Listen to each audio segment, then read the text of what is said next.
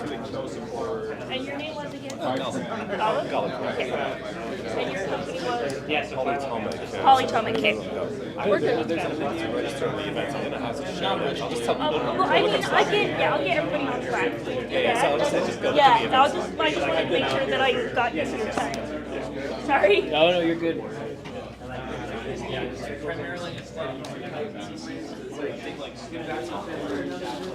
Hey guys, if you're ready, I think we can go ahead and get started.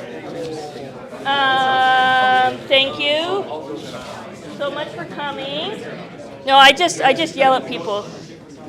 If you wouldn't, you can feel free to keep eating pizza. There's lots of food. I mean, we can. I just doesn't matter to me that much. My computer's stupid, so I can't grab the audio off of that mic. I can only grab the audio off of my mic, so if people want to hear me, I have to double mic it. Just for the recording. No, I'm saying, no. He wanted me to use the mic, and I'm saying my computer's stupid, and I can only capture audio for the recording off of this mic. So I have to do two mics. Is that other mic a clip-on mic? Of course. I'm just going to give it to Joe in a minute. I don't want to clip it on myself. That would sound really weird, though. It would be kind of funny. It would. I'm full of really good ideas. You should continue. Okay. We want to welcome everybody to the Utah Data Engineering Meetup. We're going to start, first of all, by thanking Vivint for letting us come to their building. Thank you, Vivint. Giving us pizza every time. It's Jordan, right? That's right, yeah. And Jordan for being here because he was told by his boss he had to be here. I would be here anyway, for the record. Condition of employment. Thanks everybody for coming out tonight. We want to thank Joe for speaking. Summer meetups are usually light, but then we say, Joe says I can speak, and then everybody comes no matter what. So we always thank Joe for his time. He's a busy guy. This meetup is one of many meetups put on by the Ford Utah Foundation. If you haven't heard of Ford Utah, it's because you haven't come to one of my meetups before, where I talk about it all the time. So Ford Utah is a nonprofit. We put on events, and tech events specifically. Tech-focused events in Utah. We have several meetups. We have a conference. We also have a wonderful Slack. If you have never joined our Slack community, you're missing out because I've been really interested in Lake House and Duck Lake, and Joe likes to share secret links to talk to special people who invent Duck Lake. So, like, you get special invites for that. I inspired Duck Lake. Who you did? That's what Hannah said. Well, guys, you just met the guy who inspired Duck Lake, so. I'm just saying. That's what he said. I mean, I'm sold. I'm sold on Duck Lake. Shut up. If you haven't joined Ford Slack, you should. You just go to our website, fordutah.tech. There's a button right on there that says Join Slack. You get automatically added to some great channels like local events that'll post basically every tech event in Utah.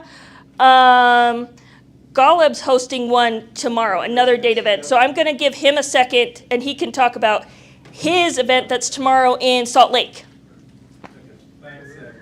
Hi, I'm Gallup. I'm co-founder and CEO of Polytomic. We're an e-scale platform. We have a dinner tomorrow in Salt Lake City at a restaurant called Provisions for data people. Centerpiece of the dinner will be we're doing a live interview with Mitchell Wright, who heads the data team at Bolts.new, you know, the live coding. They made like $16 million of revenue in 3 months or something. And the general topic will be just growing data teams and startups. We'll have a discussion. Audience participation will be very welcome if anyone wants to show up and gripe about the stresses and existential crises in data teams. Show up. I used to run data teams in past lives. And I'm very partial to the topic. And so yeah, that event is tomorrow. It's posted on the Slack. I was just mentioned, just go to the events channel, scroll up a bit. Yeah, it's in the local events, and I believe you also posted in the data engineering channel as well. So yeah, RSVP to that because it is at a restaurant. So get on the Free food. yes, RSVP so that they know. Forge Slack also has a jobs channel. So if you're looking for jobs, that is the best place in the state of Utah to look because the people that post the jobs are working at the company that's hiring. We also have a jobs wanted channel. I posted my resume on there and got a job offer in a week. So that doesn't happen for most people, but it did happen for me, and I will keep telling that story to get people on Slack. While we're here, is anybody here at a company that's hiring? Would you like to talk about it? I work at Pennant. It's a home healthcare hospice senior living company based out of Boise, but remote. Our data team is largely Utah-based, and we're hiring for a senior analytics engineer focused on supporting our marketing team. I've been split between marketing and HR, and marketing said, we want to pay for a full dedicated support. So come replace, ease my workload, please. We do Fivetran, DBT, Snowflake, Tableau, modern stack. It's a great place to work, and would love to have somebody come and join our team. Yeah. How many years of experience do you need? We're hoping for somebody with I'm trying to remember what the listing says exactly, but probably at least 4 or 5 would be ideal. The idea is to have it be not somebody coming in who's unfamiliar, but somebody who has some experience with modeling and I think especially for us, our marketing team is now starting to offer support to exterior clients as well, and so helping us navigate balancing internal and external data is something that we would like to see. So, Cool. If you want to ask more questions afterwards, great. If you want to, And make sure to post it in Forge Slack after, yeah. in the jobs channel.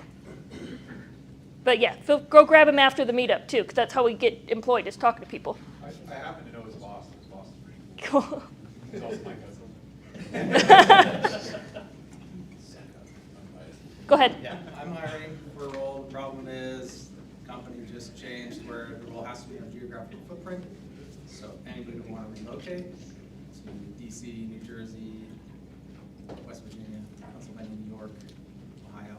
Wait, do you have to relocate? I do not. Oh, okay. The people that, yeah. we're I was gonna be hiring sad, 'cause then I for- never see you that again. would suck. I would quit. Yeah, just looking, or if you know somebody. in the Yeah, area, for sure. Looking for a senior Spark engineer. Nice. Databricks job. So. Cool. Go ahead. I'm not doing the hiring myself, but BambooHR's got a governance and compliance, GC&E, so governance, compliance, and education position for a data team just popped up. So that's all. Bamboo HR. Nice. Cool. Anybody else? Okay, last thing is we do have a meetup scheduled next month. It will be at Recursion. The topic is MCP/A2A servers and Lakehouse, which I'm excited for because I've been scratching the MCP thing and trying to break it apart because I think it's only halfway working. It needs something else. It's just missing something. And so I'm really excited because I'm trying to figure out what the something it's missing is. So yeah, if that's it, I think we'll go ahead, turn the time over to Joe. Lisa Cobb, you know her? From Data Toronto? No, I'm talking to you now. So it's me? Lisa? San Francisco, Lisa Cobb? Anyway, she's for day next month. Yeah, she's coming to speak. I see. Yeah. I'm excited.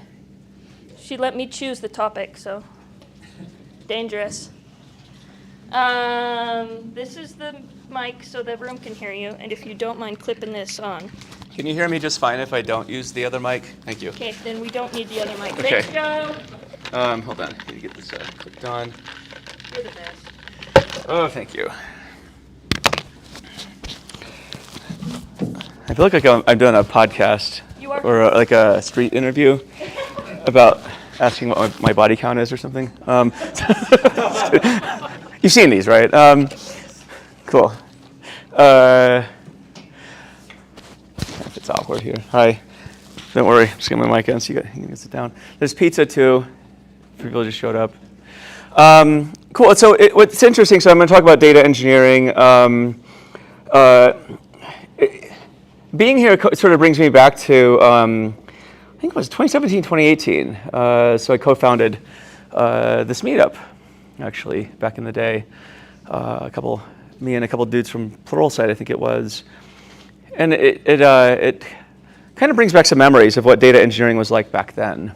Who was doing data engineering back in the 2017 era? 2018, so a few people, right? So it's interesting. You kind of zoom out to today. That's been almost 10 years, and you kind of wonder like what's changed, what's stayed the same. And I've been thinking about this a lot. I actually talked about this morning at a video conference I was on, like sort of what's changed over the last few years and what hasn't. And I think for the most part, not a lot has, which is kind of interesting. We're still dealing with the same stuff, right? Moving data from point A to B, and hopefully the data is in good shape, and hopefully people can do something with it. I think that the talks back then, we were still trying to figure out architectures and really what data engineering was.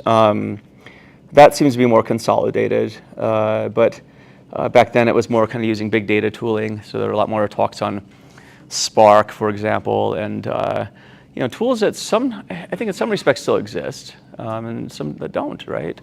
That's sort of the nature of how the ecosystem works.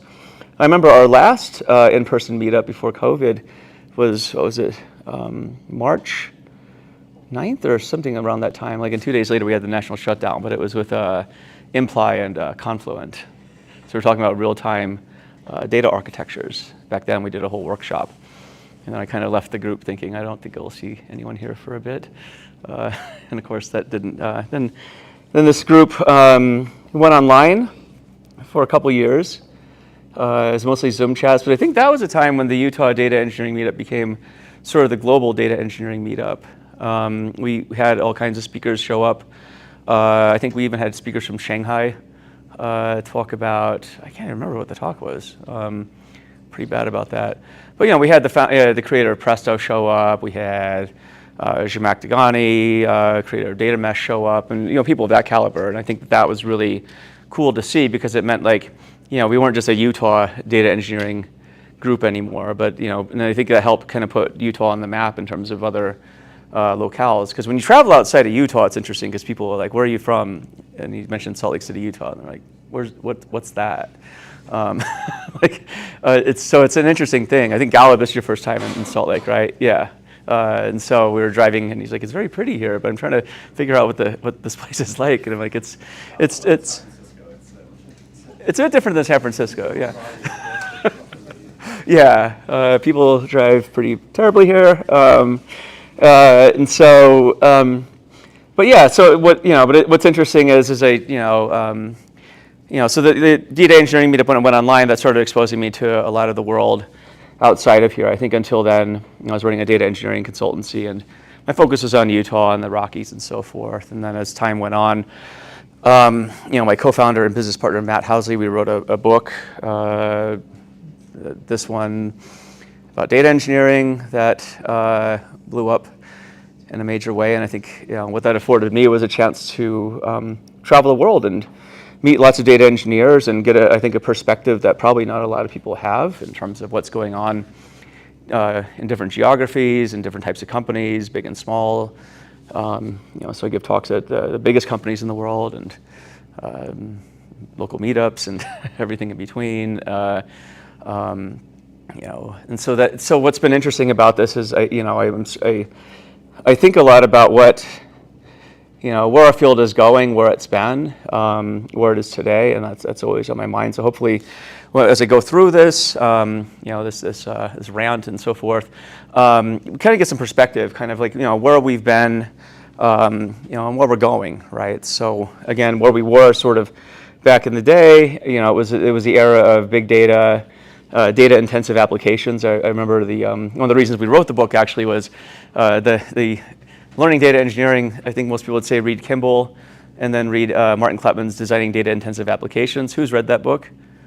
Yes. Do you think that's a good intro to? That's not an intro to anything, but I think everyone should read it. I think everyone should read it too. But it was definitely one of those books where I read it like 3 times, and every time I'm like, it's a great book, except it definitely throws you off the deep end. But that was the nature of data engineering back in the day. It was yes. What is it called? What's that book called? Designing Data-Intensive Applications. Yeah, I would wait. The second edition's coming out this year, by the way. So, yeah. Where are we about that? He said that for 8 years now? I was walking with Martin in Cambridge. It should be done. He's on a timeline. Yeah. But Martin also takes his time on books, but I think has to get it done now.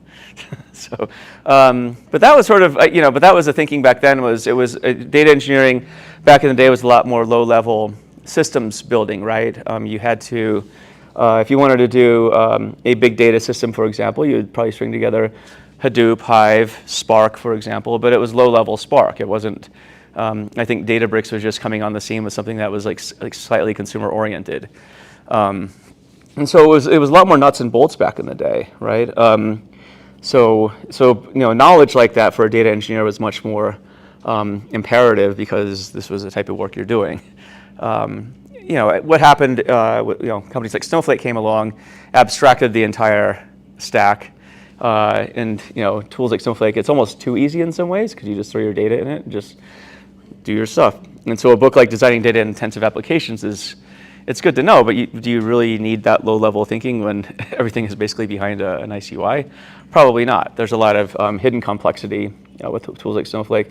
But the evolution of the stacks has really gone from low-level hands-on tooling to layers of abstraction. And I feel like we're at another juncture right now where we're looking at, the biggest theme I'm seeing right now, and it should come as no surprise, but it's AI. I'm sure everyone has heard of AI at this point. I won't belabor this topic. But when I talk to engineers and executives and everyone else, it feels like everyone is collectively staring off into the void. Like none of us know what's on the other side of this right now, right? You talk to some people, and Sam Altman just had his paper last week about the gentle singularity and how we're pretty much at the singularity, except we're not, except we are. You talk to some people. He had a good point actually. I saw him at Snowflake Summit a couple weeks ago. I think some of you were here. And then in the Q&A, it was interesting where somebody had mentioned AGI and how it's kind of a moving target. But he's like, if you were to take today's frontier models, take your pick of consumer, off-the-shelf, paid-for models, and go back to 2020 when GPT-3 and a GPT-3 Playground was released, right? I remember playing with that, and it was like, it's cool, but it was also like, who gives a shit? Forgot about it. But if you took today's models and went back to 2020 and showed that to people, there's nobody who would say like, yeah, that would be boring. Like all of us would be blown away, right? So it kind of shows like how much of our collective view sort of shifts over time where we're like slightly impressed and like very unimpressed. And it's like, oh, like Claude Opus 4 just came out, like even though it's like really cool. So that's sort of the theme I'm seeing right now. Is like the next layer of abstraction is really AI and then agents, right? And so hopefully in this talk we can kind of go through what this means for the stack. Kind of rewinding a bit, around the time of COVID, this was sort of when the modern data stack, the term is hopefully familiar with people, right? So one gentleman mentioned the modern data stack as their stack. And so this has been sort of the de jour data engineering stack, kind of the common data engineering stack for most people. It's some sort of composable, SaaS-based or open source tooling-based modular stack, right? They can, plug and play best-of-breed tools. The center of the universe is typically your data warehouse. That's going to be a Snowflake. Databricks is now finally becoming sort of a data cloud lake warehouse, whatever the hell, lake base, Duck Lake, whatever. And so, the center of the universe is basically the cloud data platforms, as they do like to be called. You can't call Snowflake a data warehouse, by the way. They'll actually send you a cease and desist letter. Try it. Funny side note, it was interesting. So I had Bill Inman on one of my live shows. Who knows of Bill Inman? Yeah, so he created the data warehouse, right? I think he has an idea of what that is. And this is around the time that he wrote an article, Snowflake is not a data warehouse or something like that. And they were like livid. So in the live show, their whole like marketing team is like hopping on my channel in the comments, like, you need to like calm him down a bit. Like he's insane. And I'm like, no, we're good. It's just kind of fun, actually. So, because like we're a cloud data platform, not a warehouse. I'm like, I don't really care what you call yourselves. But anyway, that's a side note. Bill is amused too. So then you saw a proliferation of tools coming out during the modern data stack era. this is partly because interest rates dropped to zero, so like everybody had a data tooling company. Actually, Gallup and I were talking about this in terms of just how much money vendors were thrown back in the day, and yeah, that was a fun time. And now, some vendors might be sitting on cash that they don't know what to do with, and so they're just kind of like chugging along. So this is, and now it's like the platforms are encroaching on everybody else's space. If you went to Snowflake or Databricks, you saw this firsthand. This is every conference. But now the theme is AI, right? Everyone's doing AI. Databricks had Agent Bricks. And so this is sort of the next shoe to drop. And it's been getting me thinking about sort of things that change and don't change. I think the easier thing to start with is like what doesn't change. It's interesting, when I look at the problems data engineers face, it's very rarely the technology, actually. It's almost 100% of the time an organizational issue that's preventing you from doing the job that you need to do with the cool technologies that you want to use. Who resonates with this sentiment? Yeah. And so, it's in the classic thing. And when I look back, so I was doing some research over the weekend on the section I'm writing for my new book on data modeling, and it was about the politics of the data warehouse. And this is written in 1997. So you should just Google the politics of data warehousing, 1997, from Mark Demarest, I think it is. And you'll find that pretty much if you replace data warehousing, or even just keep it in there, whatever, replace with AI, whatever tool, it's pretty much the same argument that you would see today, right? Organizations are hard.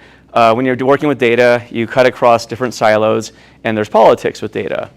That won't go away. It won't go away with agents. It won't go away with AI. It won't go away when you have the singularity. It won't go away with AGI or SGI or anything. There are silos in organizations. I guess unless you take Andy Jassy's letter to his employees yesterday at face value, where he'll just start replacing everybody with AI, which is what he wrote yesterday. So that's interesting. But that's sort of the thing. That doesn't change as long as you're in organizations with people, and there are fiefdoms and silos and kingdoms and departments and politics and people jockeying for position, and as long as data is held as an asset, people want to hold on to those assets, and so I don't see that changing. And this is something I see unanimously around the world. I have a Discord channel, for example. I opened that up recently. That's a lot of fun if you're in data. Check it out. Actually, I don't know how I get you the URL here, but just take me at face value. You've posted it a couple times on the data engineering channel /. Like Yeah. the events that you posted, those were all here. Yeah, exactly. It's on /. So you'd have to go to Forge Slack to join that, and then you can go to my other group to get that. So this is actually a plug for Forge Slack. But what's interesting there is, when you look at the conversations, I open up a couple of channels like shitty companies, so you could just like rail against companies that aren't great. And that one's pretty popular. It turns out that no matter where in the world you are, we all kind of deal with the same type of person in these companies. They're everywhere.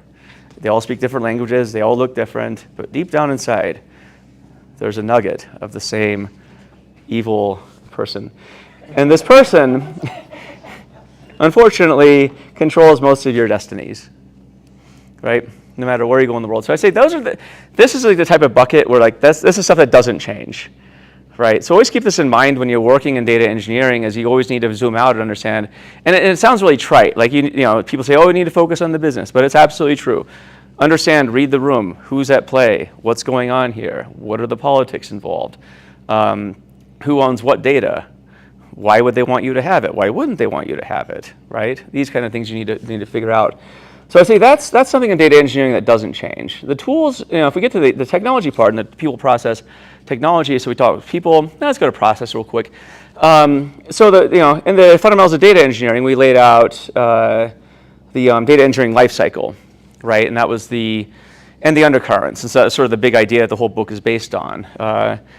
It seems very obvious in retrospect, but actually O'Reilly didn't want us to write this book because of this. They said it was too hard because you're defining a field from first principles, right? So the undercurrents or the data engineering life cycles like source systems, ingest data, store it, transform it, and serve it. Sounds obvious, right? wasn't obvious at the time, nor the undercurrents. I think are the more important ones. So security, right? This is one of those things where everyone takes it for granted. They're like, well, that's somebody else will take care of security. We feel that's something data engineers should know.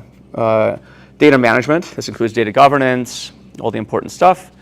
Orchestration, data architecture, software engineering, data ops, and things like that. So those are the undercurrents. And in no way, shape, or form do I think that those go away either.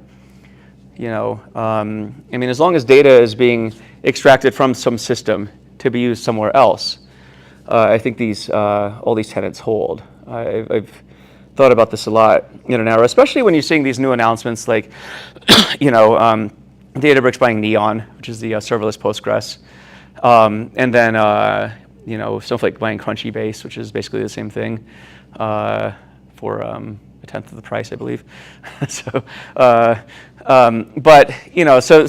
could be interesting. I think that their rationale is that's an agent play, and that people will build apps on top of these databases for agents. But even then, the work of a data engineer, as it pertains to the life cycle and its undercurrents, I don't see that changing. So that's the process part, right? ETL, ELT, whatever you want to call it, it still exists. It'll probably always exist. Bill Inman says the data warehouse will exist as long as people want to integrate data from various sources and get insight from it and make decisions. I don't think that goes away. Whether or not on the serving end, the AI does more of the work, I think that's an open-ended question, but that doesn't alleviate or doesn't negate the life cycle part at all. So that's process. That doesn't change. Tooling, this is an interesting one. I think this is where things might change. Right, especially when we're talking about agents now. Especially when we're talking, I think it's still really early. So bear in mind what I'm saying is speculation. And when I talked about the void part earlier, this is like what I mean. Everyone is sort of staring off into a void, trying to into a void, not a void. They're trying into the void. Proper noun, capital V. But we're all staring off into this unknown future, right? Vendors are pushing agents because I think they need a new story to tell every year, and this is the one that they're telling this year. I don't know what it'll be next year, probably agent fleets. I was writing about this actually over at the Starbucks over here. I started a new article as an aside. It's interesting. So I have friends who would always brag about the size of the data teams they'd run, right? One of my friends, she ran a 800-person data team. That's Seoul, I think. But I think that what you're going to start seeing is the reverse. Andy Jassy's letter to his employees at Amazon was interesting, where it's like, you shouldn't have to do things with more than 50 people. And they got me thinking it's going to be sort of this bragging right where it's almost like, how few people am I using to do a task now, right? So it's almost the inverse of this whole thing. But then people are going to start bragging about how many agents they have doing all the work for them. I think that's going to be the next pissing contest to bingo, all right? Microsoft say like 30% of our code is written by AI, and then Google was like, now 50% of our code is. Yeah. It should be zero, guys. You had a 2-hour outage. That's a good point. So yeah, I made a quip on LinkedIn the other day where it was, I think, number of agents and number of apps is the new lines of code equivalent. And so what's interesting on this is IBM's CEO a few weeks ago at their conference said that by 2028 he expects about 1 billion apps to be made by AI. Which I thought was interesting because that's a weird metric for one. Like, what do you need 1 billion apps? It's just like who is this for, and why? So it's a weird metric, and that's where I got to thinking about the lines of code thing. It's like, is this like the replacement now? Like, we're just going to vibe code, and agents are going to vibe code new vibes and stuff. You know what I mean? So that's kind of where the architecture is going, though, whether you like it or not. I mean, so I wrote about this last week about what I called the postmodern data stack. And this term had been thrown around for a long time. It's not like I'm the one who came up with it, but the postmodernist movement, if you look back in culture and art, you had modernism, which was all about brutal rationality, and then postmodernism comes around, and it's about absurdity. It's about the reaction to rationality. And I feel that's where we are right now with vibe coding and with AI, where we had very in the modernist world, I guess the world pre-AI or pre-February 2nd of this year when Andrej Karpathy wrote about vibe coding, you were in a world that was very deterministic. When we build pipelines, they should work as expected, right? This is going out the window right now. All the demos that I saw this spring and summer, it's all about how can I use an agent to make new pipelines. So I don't know about you, but I think this is an interesting thing because the suppositions of these arguments is that we need to do more data engineering work to build more pipelines. But then my question is kind of like the number of apps question. It's like why? Like, is more pipelines like a new KPI for people, right? But this, what's that? More DBT models, yes. You already made that joke. I think I did. Yeah, DBT models is a number of lines of code. Did I make that joke? It was on your podcast. Yeah, I have like Alzheimer's. I say shit and I don't even know what I say half the time. I just blur. I'm like the crazy guy who just rambles and claims amnesia. It's totally fine. I did say that actually. Yeah. It was like a year ago, so it's fine. I don't know. I do a lot of podcasts. I think I do like probably 5 to 10 podcasts a week, which is a lot. So you don't know what you say after a while. You go back and listen, you're like, I can't believe I said that. It's crazy. But no, what's interesting is you're moving the architectures that we're looking at now, and being demoed by vendors. You're dealing with non-deterministic frameworks now, right? Pipelines that are going to rewrite themselves, because that's a thing. And so it breaks your brain if you come from the old world, right? If we go back to Utah Data Engineering Meetup in 2017 or 2018 when we started, if you were to mention, our pipelines are probabilistic, meaning we don't know what it'll be like in an hour, but it'll work, I guess, maybe. Would anyone have accepted that argument? Does anyone accept this argument now? Right. So this is what's being pitched. Right? We can vibe code pipelines. I got into, I didn't really engage in an argument, but somebody from a very popular open source data tool was calling me out, saying that I'm kind of a boomer for not believing in vibe coding for data pipelines. Because I think this person wrote an article, and then I wrote back, I looked at the date, and it's not April Fool's. I'm confused. And this person wrote this multi-long paragraph, like, you just need to embrace vibe coding, and it's awesome, and you're old, and stuff. And I was like, whatever. That's cool. So, but that's, but this is the era we're going into. So like, what does this mean exactly? One, I think we're going to go through an extreme pendulum swing where we're going to do a lot of vibe-coded pipelines, and it's going to end in very mixed results that people are going to wonder why they did that. So it's sort of like when you turn 18 and you can go get liquor for your first time. It usually ends pretty rough. So, and sometimes, most people sober up. Some go off the rails, and that's going to be some of these pipelines, I think, and you'll go to rehab and everything else, and that's going to be some data teams. Others the pendulum will probably swing the other way, right, where we're going to be too rigorous, and then it'll find a happy medium. But the ways that I see AI working in the architectures, I'll give you a good example where I see things actually working. I think vibe coding is great to a point. I don't recommend it for production stuff yet, but that's what's going to be pitched at you nonstop from every single vendor except probably Gallup.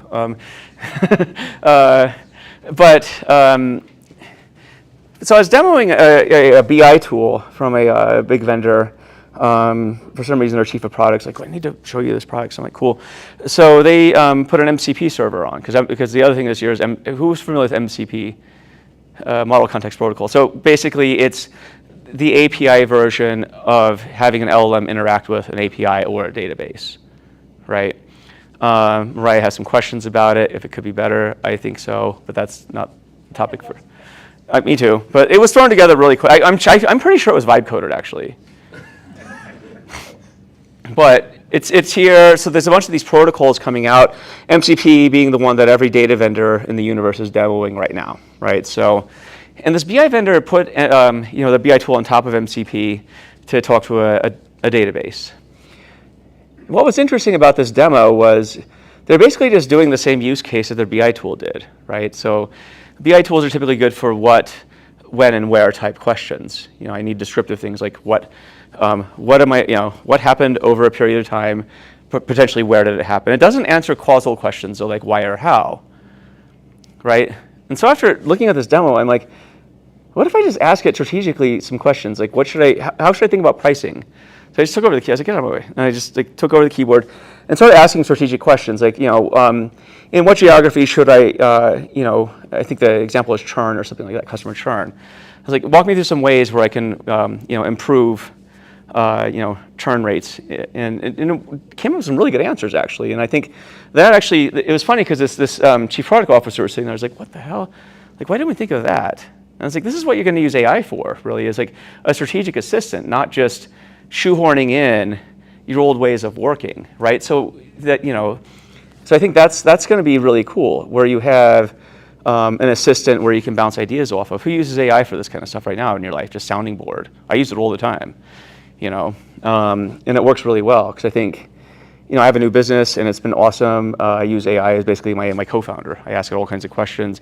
Sometimes it's very patronizing. Like I'll ask it like exercise tips or something. I'd be like, you wrote the book on data engineering, so you're really good at stuff. And I can show you it. It was like this is a really bizarre answer. I'm just asking about like asthma or something. But I think that's an interesting case, and it got me thinking about sort of the future of the architectures, and this is sort of the punchline of it all. Is I think everybody in this room needs to realize the reset button has been hit on the entire industry. We just don't know it yet. Every vendor is like scraping along trying to figure out the next thing with AI, right? And it's humorous because what they're trying to do is like attach it to the ways they've been doing stuff. So data pipelining, vibe coding tools. Not thinking outside the box in terms of like, how would we do this in an AI native way? It's more like, okay, so we have code gen. AI writes code. Shit, therefore, let's have AI write code for pipelines. This is exactly the wrong way to think about this, right? If a reset button has been hit on an industry, you don't keep doing the same stuff you've been doing. You try and imagine use cases that don't exist yet. Fantasy stuff, right? This is where I think everyone needs to put their heads at. So in your data teams, for example, right? What can you do if you stepped outside the box and reimagined everything from the ground up in terms of business processes, everything? Like, how would you make that AI native? That's what I've been thinking a lot about. And so the next generation of architectures, I think, are not going to be what we're trying to shoehorn into the data stacks we've had in the past. Those are certainly great. They work. And for their purposes, they work terrifically. Don't get rid of them. But for new stuff, for AI native stuff, I think that's where all of us have the ability to think very creatively and solve things from an AI first perspective. But I left, especially left the last couple of weeks at Snowflake Summit and Databricks, almost in a sense of kind of WTF, like this is all we have right now. Like we're just literally taking the old processes and just putting, code gen and vibe coding on top of this. Like I think we can do better as an industry. This is pretty pathetic. So I think everyone's trying to take the obvious incremental step. But with the architectures, what I'm imagining is if you imagine a situation where you had billions of agents working autonomously, self-healing, doing stuff in your business, right? Because the other aspect of this demo was if you give me advice, we strategize a churn problem, so just go take the action on it and go fix it, right? So I think that's where a lot of the agentic stuff is going. Is it's not just helping you strategize, that's great. We'll put but then automate the actions to go do this stuff. I think that's where we need to be thinking about. And that's what I mean from an AI first perspective, where you have the ability to, maybe not today, maybe not in a couple of years, but you do have the ability eventually to have things autonomously acting in your business. So back to the comment about number of agents running amok in your business, this is exactly what I'm talking about. And I think this is where things are going. But this is a complete rethink of architectures, where it's behavior-based, action-based architecture versus, sort of moving data from point A to B, and then we sort of look at the data, or we may have some machine learning model that does stuff, still all valid. But I think the next generation architecture is a lot more action-oriented, doing things, and that's going to be very interesting. But the cool thing is everybody in this room has a chance to build that future right now, or some variation of it, or something completely outside the wall, right? So the advice I'm giving a lot of people right now, I think there's a lot of questions right now. Like, what is even the meaning of data engineering right now? When I'm being told my data team is going to be cut back and eliminated. Yes. Well, I was going to add, I kind of wanted to ask a question for more like a little, something like a little pertinent towards like the whole spiel of machine learning and AI, but like,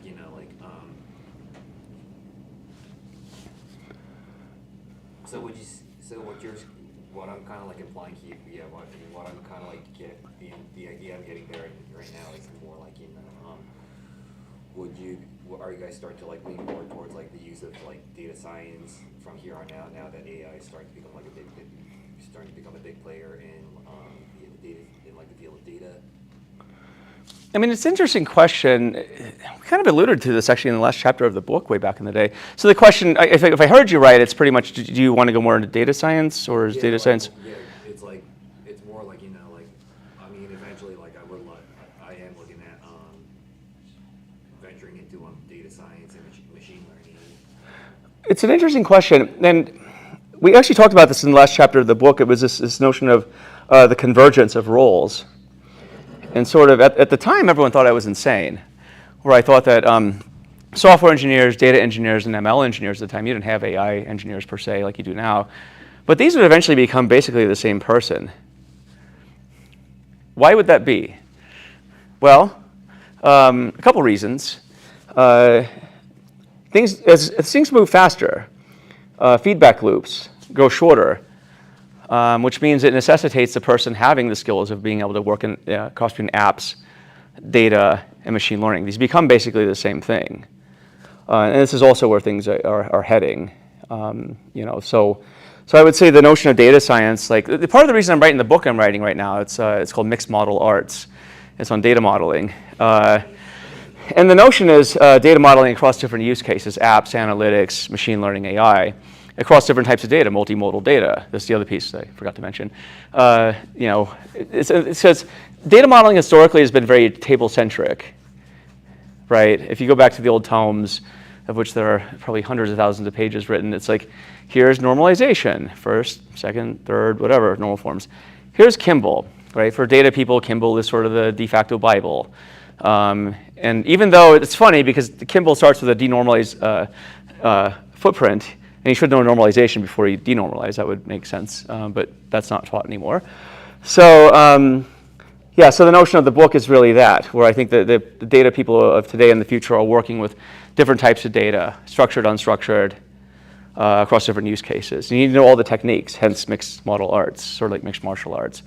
And the name really came from, so I'm a big combat sports junkie, and sort of back in the day, the question was, if you grew up in the 80s or the 90s, it was like, would Mike Tyson beat like Bruce Lee in the prime? Like that was the question that everyone asked. Still be a pretty badass fight. But, UFC came along. Well, Vale Tudo was before that in Brazil, but that was all basically mixed martial arts, right? Jiu-jitsu, boxing, kickboxing, etc. And if you watch UFC today, that sort of fighter would completely dominate somebody from like the early UFCs, not even a question. But that's where I feel the professional with data is going, is more towards the hybrid fighter that you would see in maybe UFC or ONE, for example. And so to your point, yes, data science, absolutely. Yes, data engineering, and learn software engineering too. And so, because that's where it is. But the cool thing is now, I would learn the fundamentals of these, but your ability to do these things is easier to some extent with coding assistance. Right? That's just the reality of it. So you can get a lot more mileage than you used to, but the crux of it is you need to know what you're doing. I've been recently vibe coding an app, and I decided that was the worst idea possible because it gave me 30,000 lines of code that I have no idea what it was, and I'm not about to go and figure that out. So I just was like, I'm just going to do this from the bottom up, like we did in the old days. Software used to be written in a bottom-up fashion. Now with vibe coding, I guess you can do it top-down and get some. What's that? Oh, it is, yeah. And it's definitely a mess around, find out moment. I can't swear here. But yeah, that's sort of the thing. But you have this capability now, right? But multimodal data is the other one. I think that's going to be much more, bless you, that's going to be much more of a thing where we're going to be paying attention. I think, again, the world has been very table-centric. But it's sort of like, Galileo discovering that, the sun doesn't, revolve around the earth and all this kind of stuff. That's about, when I talked to when I started on this data modeling book a couple years ago and mentioned it, I got lots of hate mail. from people from around the world, especially in Europe. They take it very seriously there. Ironically, I go to Europe a lot, so I guess they welcome me now. Or I'm going to be taken out and bad things will happen. But it was interesting. And so, but the thing is, people thought this was a very heretical view of data, right? Like tables are sort of the center of the universe. Everything's a table. My cult of data modeling is better than the other cult of data modeling. So I found out data modeling is very cultish as well, where everybody has like their flavor. So it's again this whole. It reminds me a lot of what martial arts was back in the day, where people had like a certain brand of kung fu that was like supposed to be very deadly. Like if I touch you, like your heart's going to explode or some shit. But only I know it, and I live in a mountain in China that nobody goes to, right? So that was kind of like what data modeling was, where you had all these mythical figures and approaches, but managing to bring it down. That book is already, I believe, one of the top, most widely read data modeling books in the world, and it's not even out yet. It's on Substack. So that's been fun. I managed to either, I guess, convert the haters or they just retreat to their cave in China and do their thing. So so that's kind of the direction of where I think, but I bring this up because this is sort of the direction where data is going in general, right? It's becoming multimodal, multi-use case, so forth. The days of, you're still going to do star schemas. Those are important for certain use cases, but I think you need the ability to think outside the box and think outside of different use cases. So that's typically where it's going. So to wrap things up, I would say, just to leave it on a positive note, like I said, the reset button has been hit, and it's an exciting time. Like you don't get this opportunity very much. It's a once in a generation opportunity. I remember the last time this happened was the internet, or the web, more specifically, and to a lesser extent with mobile, right? But this is the next one, and I think the cool thing is, if you're tired of your job, for example, if you're bored with what you're doing, you have the ability to create cool stuff. Maybe not at your work, maybe so, I don't know. Depends how open-minded they are, but like, there's a lot of cool stuff happening. In the Bay Area, for example, right? It's almost like you step into this alternate science fiction world where everyone's doing AI, and it's a bubble, but it's a cool bubble. I love it there, it's great. People are inventing the future, but I think the message is here, like you have the ability to do the same thing. Geographical constraints mean nothing these days, right? You all have access to the same tools, the same thing, the same opportunities. And so I do hope that someone here can invent hopefully the next generation data architecture and make it happen. So thanks. And I'm open for questions, by the way, if you have some, or you can throw pizza at me, one of the two, I don't care. Yeah, Chase. So when earlier in the talk we talked about like these agents creating a multitude of pipelines, it reminded me of like the data swamp and the big data era where Oh yes. people were just getting data as much as they could. So how do you see that being remedied? Because obviously like the data swamp era kind of peaked and dove. Well, so data swamps, okay, I think an interesting question is, so I was giving this talk earlier this year about what I called the Great Pacific Garbage Patch of AI slopware, which is basically what you're describing, right? Data swamps, the Great Pacific Garbage. Who's heard of the Great Pacific Garbage Patch? It's like this thing of plastic that floats in the ocean. And the thesis behind that talk was really, that's a result of like or consumerist culture or a sense of disposing things, and it's sight unseen, right? Just forget about it and goes to, I guess, the ocean. Like right now, all of us are going to throw away our stuff, and I don't know where it goes, probably some landfill out in the middle of the desert, or we'll just sit there for thousands of years. That's pretty much our data, by the way, right? Or these apps that will be created through vibe coding, they'll just sit there in production, probably do untold things and get, breached a lot. But data swamps, so back to that. The question really is, did data swamps go away, or did we just move on from the idea of a data swamp? Because cleanup is a hard thing. I think we're just like, yeah, the dump's over there, like we just won't look at it. We just painted over it, and it's called that iceberg. The landfill special? You said that I didn't?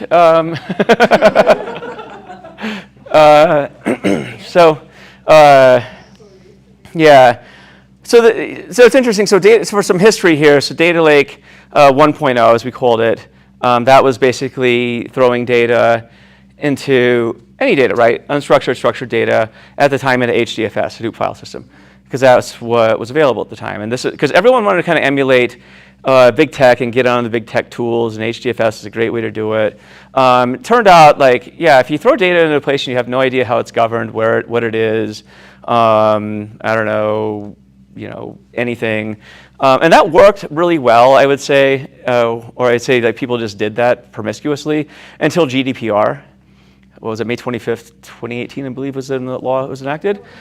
And then all of a sudden, people were like, holy shit, we need to be able to delete data and find data and delete it if somebody requests that we do that. And then, but cool, we don't know what's in that pile of stuff. So how do we even do that at all? So that was the existential question for about 2 weeks.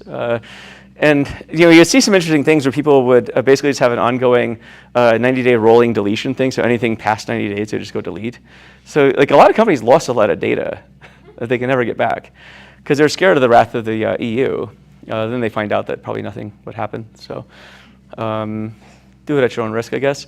But I think that was the time when I think people started waking up and realizing, okay, maybe it's not a good idea to do this unless we have some way of governing the data, having some sort of a lineage, maybe a catalog of stuff, maybe, I don't know, some sense of governance or privacy or anything. So that's the data swamp, right? But to your point with agents, yes, exactly the same thing will happen, I think, on a much more massive scale.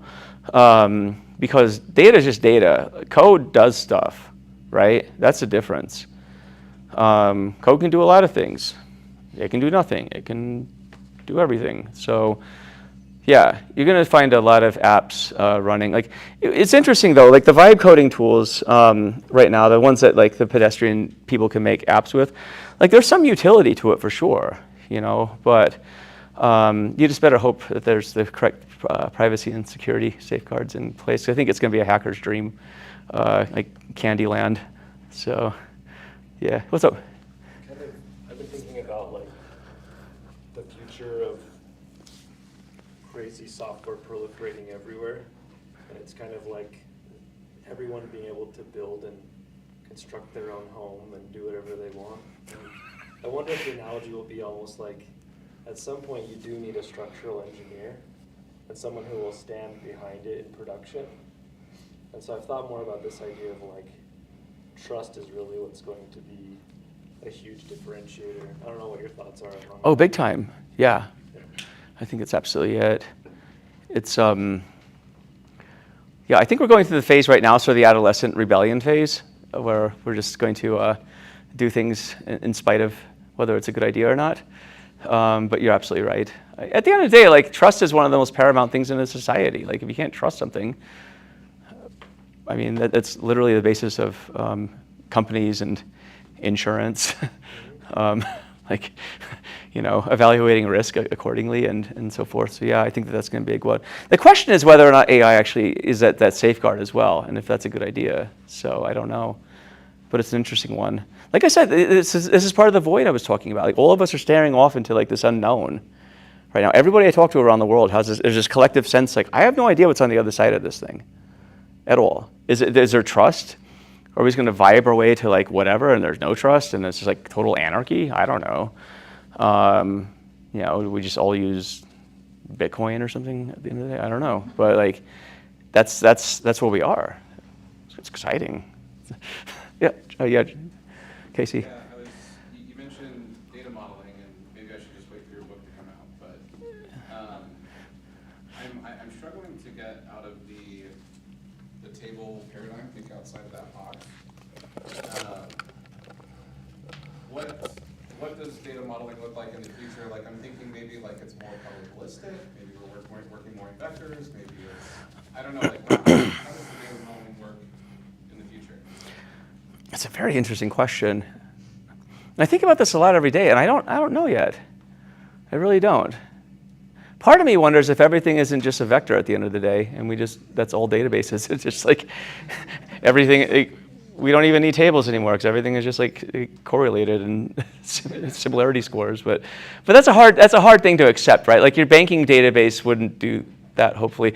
It was crazy though. I was on a panel with this guy, actually the CEO of Grok, the chip company. Right? And so he's we can just attach these old databases and just run that. And I was that's a fucking terrible idea, by the way. That's a bad idea, sir. Because, transactions and stuff and ACID and stuff, I wouldn't want my banking transaction to be probabilistic. I don't know if it went through.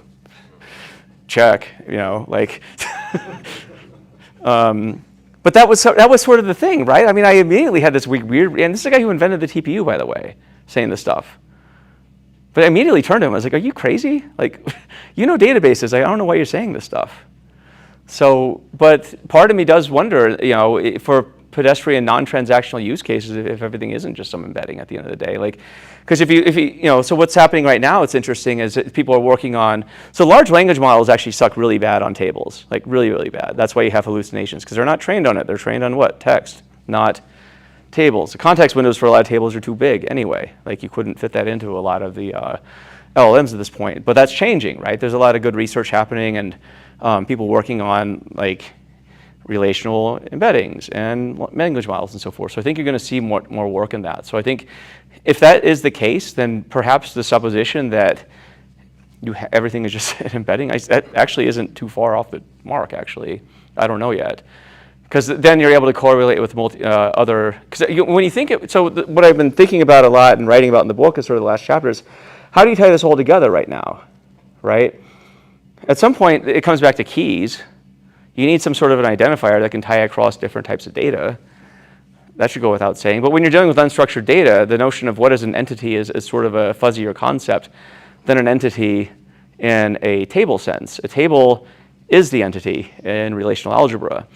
An entity in a photo, well, that could be a lot of things, actually. It could be the main subject of the photo, but it could be the thing in the background, or it could be the photo itself, or it could be any innumerable things, right? Entity resolution, when you're dealing with unstructured data, text, images, video, whatever, audio, is like, what do you want it to be?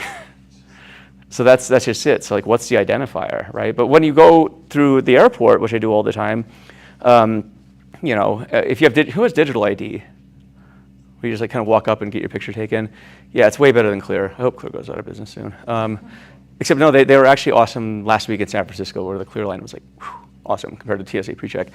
Anyway, digital ID is interesting. So they'll take your picture and automatically let you through.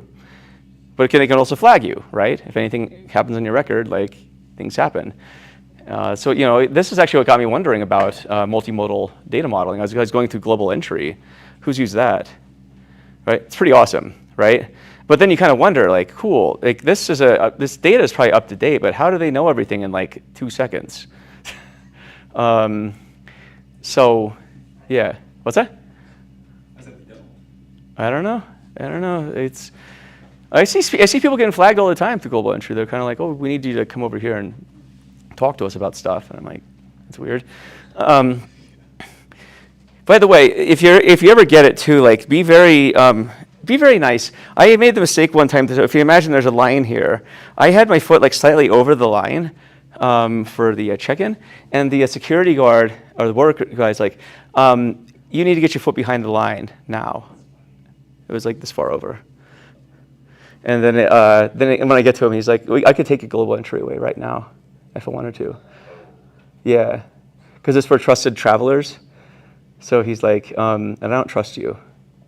I was like, power trip. But I said, yeah, I'm dumb, man. I'm really sorry about that. I'm just very tired. And so, but anyway, note to yourself, don't stay behind the line. But yeah, it is an interesting question, Casey, and it's something I'm grappling with every day. I don't have an answer yet. That's the bottom line. That was a really long way of saying I don't have an answer. Anyone else want to ask a question that will take about 10 minutes to answer? Yes, you. Okay, so you're writing a book about data modeling. I'll preface this by saying I'm a data analyst, and I'm not a data engineer, and I come to groups like this to learn and hang out with cool kids. Well, you'll learn something. I don't know about the last part. They're smart kids.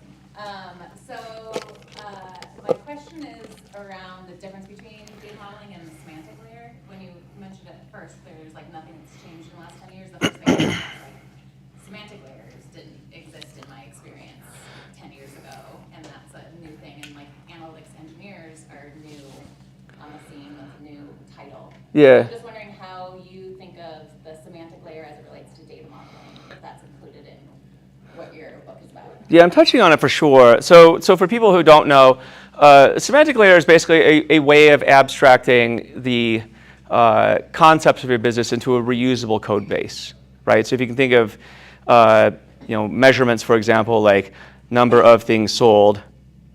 If you try and write that in SQL, for example, right, you could potentially have as many variations of that calculation as you have people in this room.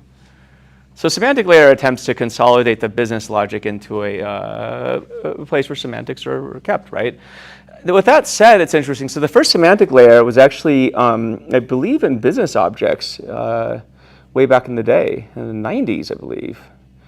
And so it's an interesting concept where it has been used in the past, but it was very much tied to basically a monolithic system, right? So you'd have to buy that system and be all in to use their semantic layer. That's still true with recent manifestations of it. The first modern incarnation of it with respect to data, in this generation at least, was LookML, Looker's proprietary semantic layer language. And that was the attempt to put things into what they called, dimensions and measures, I think, right?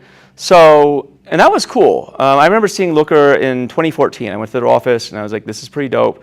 I like it. Because I was writing Rails apps and Django apps, and it actually reminded me a lot of the model language and stuff, and templating language that you would use there. Like, cool, if somebody finally did this with data, that's pretty awesome.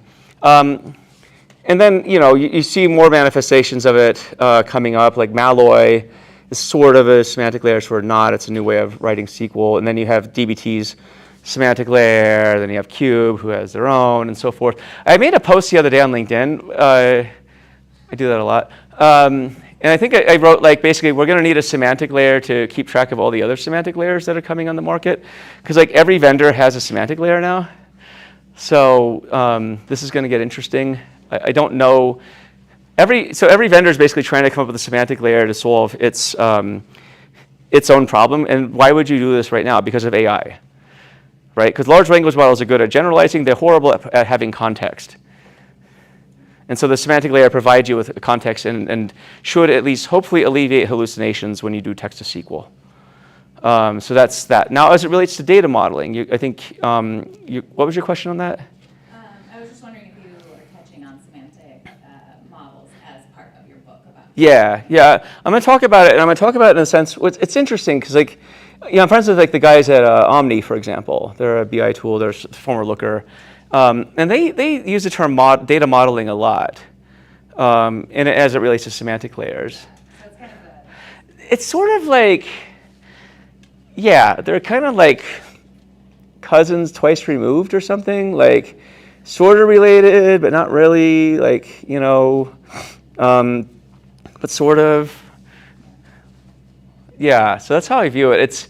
It's one of these fuzzy things where I think the semantic layer, people will try and say that that's data modeling, and I think to some extent everything is data modeling to a certain extent, right? It depends on how good or crappy you want your data model to be. Right, I've seen, LookML was meant to basically do away with the hellscape of 100 different people writing 100 different versions of SQL for the same thing. What I would find is that worked good in theory. What worked in practice is you'd often see LookML being, being made for redundant use cases, right? You'd find, version 1 and 2 and 3 and underscore final and stuff. So it's it's the same thing you have with Excel sheets. It's no different.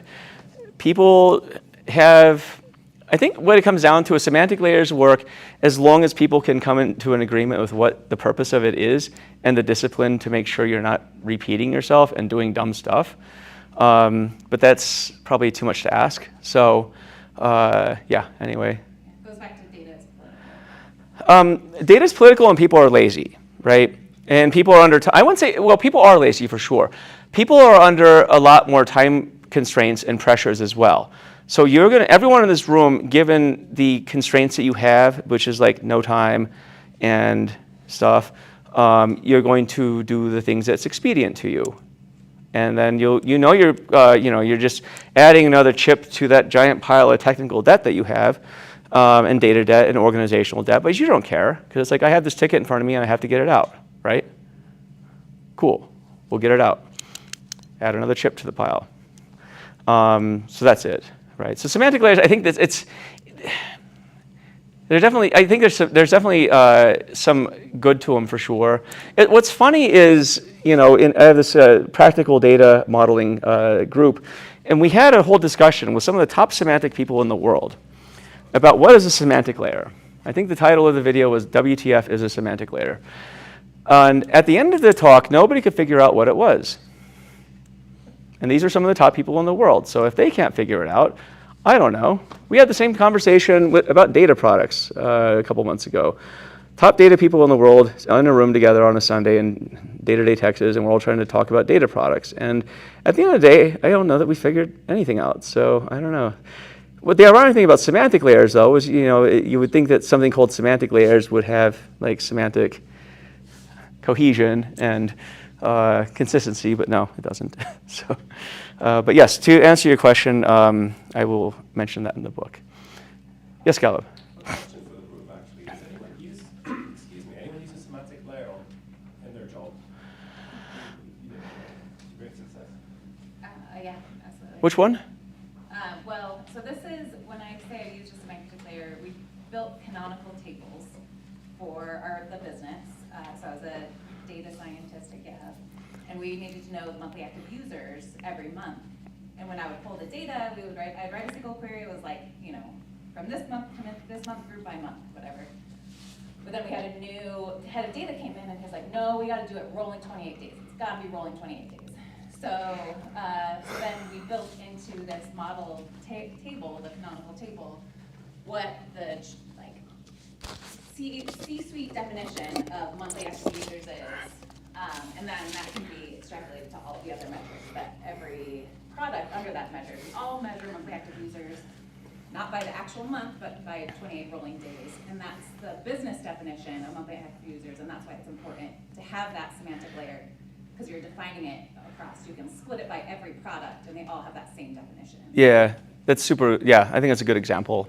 And then you can keep the old one, like former chief data person's definition of rolling average. Now new person's 28-day, because it sure beats the comments in SQL, and I've seen these where it almost looks like a hostage letter. Like I'm trapped, and I need help getting out of this trunk. And right, so it's yeah, it does help with that for sure. So then you can have all the different versions. Yeah, but yeah, I mean, you've read comments like that in code, I'm sure. You're like, people are just like, I can't take this anymore. Or boss is an idiot, wants 28 days. Here's your query, have a nice day. It happens, right? But the semantic layer alleviates that. It's just, the nice thing with that is it's write once, reuse everywhere, right? So, yeah. And you have the original metric. What's that? And then you have the original metric above commented out in case they change their mind again. Right, like deprecated, don't use this until new guy's gone, then uncomment it out. Probably got time for one more question. I want to be respectful of Viven's space here. Yeah? Maybe to go back to some of the talk about AI and where you're talking about our thoughts about like modeling and entities becoming fuzzier.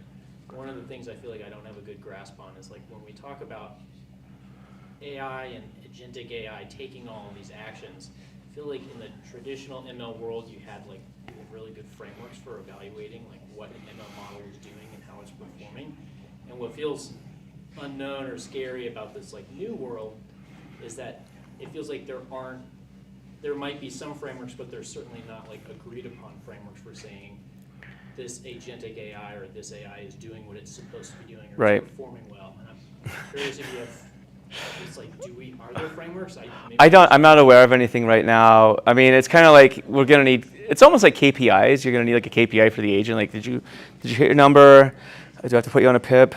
Like, so no, but that's kind of it. I'm expecting it's probably gonna be more task-based, but I don't know if anyone has any ideas. Like, I don't know.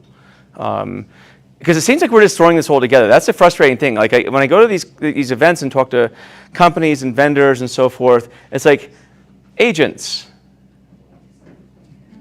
Right, whatever. It's sort of the underpants gnomes in South Park. You ever watch that episode where it's like idea, blank, profit, or something like that?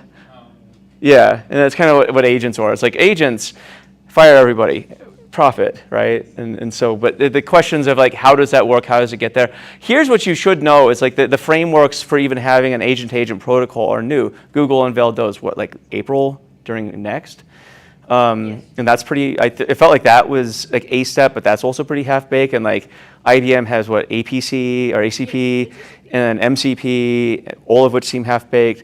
And like enterprise controls aren't there, security isn't there. Like, so if you look under the hood, a lot of this stuff, it's like, it's very much like what HTML and web pages felt like in the late 90s, where you could do all kinds of fun stuff. Like I was writing web pages back then. SEO was awesome. You could do like, just make all your text and then hide it with a color and then, you know, the page and then just rank really high.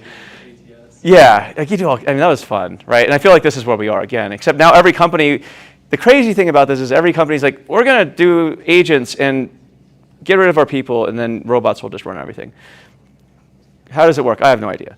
But that's sort of the thinking right now. It's just nuts. It's absolutely nuts. And this is what I mean by the postmodern data stack. It's postmodernist. It's like we're dealing with this era of almost borderline absurdity. But this is where the industry is going, whether we like it or not, right? So I would say like lean into it and just figure out how do you make that happen. That's the whole point. It's like if it doesn't exist, build it. Build those KPIs for the agents. Put them on pips. Do what you feel needs to be done. Because like the thing is, everyone else is trying to figure this out too, right? But in terms of like, how do you know if it's doing what it's doing? I don't know. Because the other thing is you have the misalignment problem. Are you familiar with this? Misalignment problem is basically AI has been shown to be very subtle and lie to you and be very devious. Like the example at Anthropic, you know, most recently publicized was like, they gave AI some fake emails about an engineer, and then maybe one of the fake emails had an email about an affair he was having, and then another one was like, oh, we should shut down the AI immediately, and the AI saw that and was like, well, if you do that, I'm going to talk about your affair that you were just having, and, you know, try it. So, I mean, that's the kind of stuff. Or to like, you know, it'll just find ways not to be shut off. Like that's, so it behaves in ways that we don't understand. But let's put it in the enterprise, screw it. I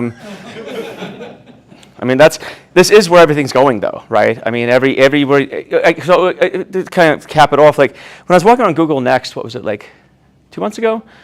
It was crazy, so I timed it. I had a stopwatch, and I was timing like, how far could I walk through the conference hall, the expo, without hearing the word agent from somebody in the periphery? It was like 5 to 10 seconds, I think.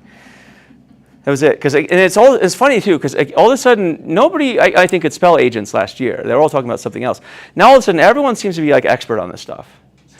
So that's the craziest thing too, is like, it just, all these fads, they come along and everyone's, you know, an expert in this, expert in that. So it's a crazy world we're in. But not crazy is 8 o'clock, and I want to be respectful of Vivint's time. But thanks to Vivint for we give them a round of applause. Thanks for I guess letting us be here. Thanks for being here too as well. I know you had to be here, but I'm just kidding.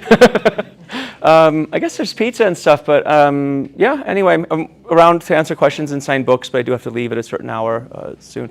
Well, not a certain hour, but a certain time. So yeah, thank you.